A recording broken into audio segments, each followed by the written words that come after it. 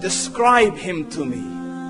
And Muslims, look at the description of your Rasul. And for some, this would be the first time you hear what your Prophet looked like. I saw a man of striking appearance. ظاهر الوضاء أبلج الوجه, radiant face, حسن الخلق, beautifully created. لم تعبه الثجلة, his belly wasn't protruding.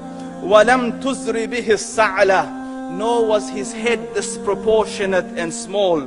وسيم قسيم, proportionate and delicate, finely made, a specimen of a creation.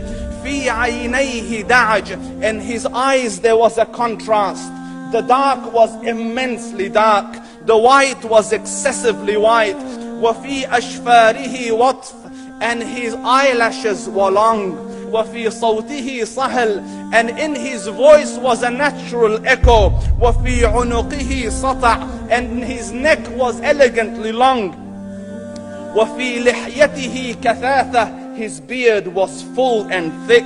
أزج أقرن, his eyebrows were arched, but they were not joint, it was separated.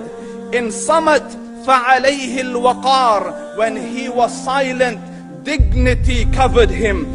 وإن تكلم سماه وعلاه البهاء, and when he spoke it was audible and clear, almost commanding and overtaking. أجمل الناس وأبهاهم من بعيد, from afar the most striking and outstanding in appearance. وأحسنهم وأجملهم من قريب, and when he came near, the best of them and the most handsome of them in closeness. حلو المنطق, such an exalted and sweet level of logic.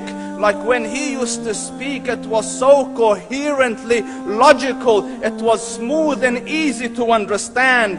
فصل لا نزر ولا هذر, he was to the point, not excessive nor too short. كأن منطقه خرزات نظم يتحدرن, his logic, his utterances, his words were like jewels coming out of a necklace, calculated, polished, one after the other, it would flow magically. ربعة, he was medium in height. Your eye didn't have to strain to look up at him, nor was it tedious to look down at him. He was a comfortable sight to look at.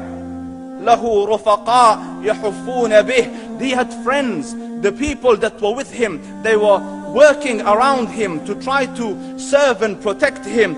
إن قال سمعوا لقوله, when he used to say something, they used to hearken to what he used to say. وإن أمر تبادروا إلى أمره, when he commanded, they used to compete to fulfill the command. This is Muhammad Rasulullah. This is Muhammad Rasulullah. Anas ibn Malik says, he says, I came out one night, it was the full moon night.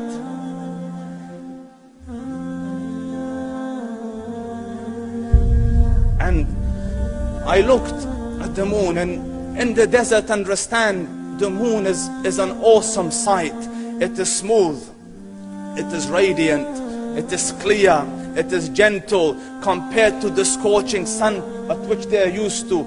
So the moon was the epitome of beauty. So he says, I came out at a full moon night and I looked at the moon and I saw it beautiful, handsome. So I said, let me go see if the moon is more handsome or my Prophet is more handsome. Let me see if that is more beautiful or the Prophet is more beautiful. So I went and I saw him standing afar.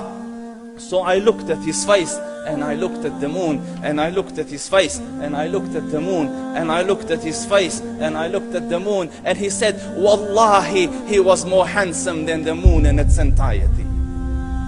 That is just the look of your Rasul. Aisha radiyallahu anha says, I was sewing with the needle, my needle dropped in the dark, I couldn't find it. I said, Ya Rasul, I can't find it. He moved his face close, and I swear, out of the radiance of his face, I found my needle.